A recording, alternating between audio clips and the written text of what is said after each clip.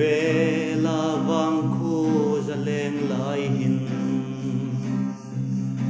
nang ang ping nal mel tha ka la tong ai no thei chang sin hui va te in chang lang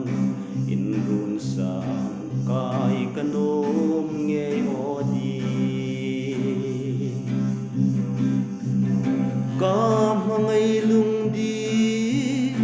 ichung alung ril kaseng tapo hi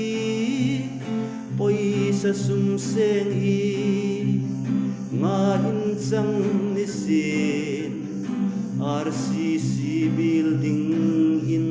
pangap hombol thi tang kati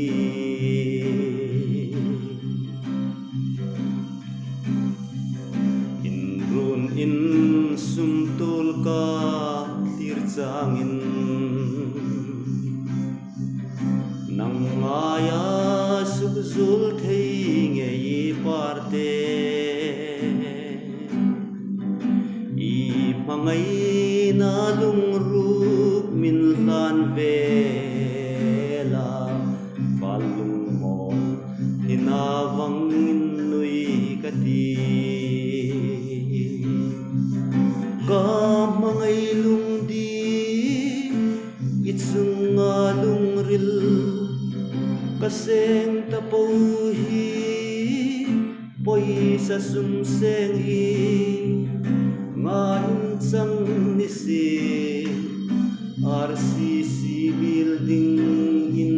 pangapombol kitang kati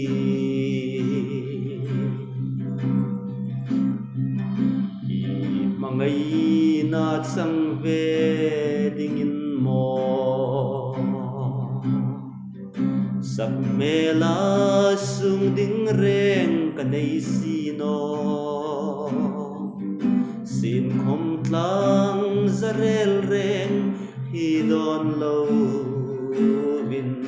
leng tin lai isak ming ril kabang thei no ka mangai lung di ichung alung ril kaseng tapo hi poi sa sum seng hi ngayon sang nisi RCC building